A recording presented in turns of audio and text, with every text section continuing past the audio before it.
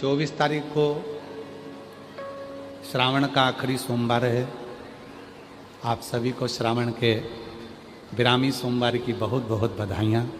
सावन का आखिरी सोमवार हो, शायद यही लास्ट वाला है।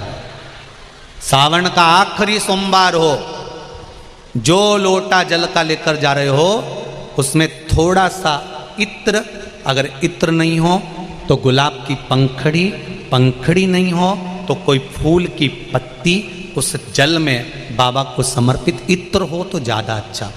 आखिरी सोमवार को या सावन महीने का आखिरी दिन आप शिव को जब 2 लोटा जल चढ़ाएं तो उसमें इत्र का भाव रखकर, कामना कर कर, त्र्यंबकेश्वर बाबा का स्मरण कर कर और महामृत्युंजय मंत्र को जपते हुए।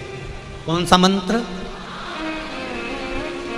ये वेद का बड़ा सुंदर मंत्र है, इसको चिल्लाकर नहीं बोला जाता, भीतर से बोलिए। महामृत्युंजय मंत्र का स्मरण करते हुए। और अगर महामृत्युंजय मंत्र याद नहीं हो तो पंचाक्षर मंत्र नमः शिवाय।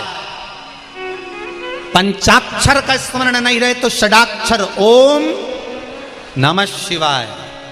षडाक्षर का स्मरण नहीं हो तो श्री शिवाय नमस्तुभ्यम मंत्र का स्मरण कर कर इत्र का जल शिव जी को समर्पित करो और बाबा से निवेदन करो कि 1 महीना तेरी कृपा से सावन के निकले, तूने जल चढ़वाया, बीच में कोई दिन छूट गया, कोई कारण आ गया, हम जल नहीं चढ़ा पाए। जैसे भगवान विष्णु एक कमल का पुष्प नहीं चढ़ा पाए थे तो उन्होंने अपना नेत्र निकाल कर दे दिया था, तो भगवान शंकर इतने प्रसन्न हुए थे कि उन्होंने अपना सुदर्शन चक्र दे दिया था। विष्णु भगवान ने नेत्र दिया, शंकर भगवान ने सुदर्शन दिया। तो भगवान शंकर से कहना, अगर बीच में कोई त्रुटि हो गई हो, सावन के महीने में कोई पूजा अधूरी रह गई हो, कोई त्रुटि हमसे हो गई हो और हम जल नहीं चढ़ा पाए हों, तो आखिरी दिन सावन के इत्र का जल चढ़ा देने से बाबा उस त्रुटि को समाप्त कर कर कामना पूर्ण कर। श्रावण का आखिरी सोमवार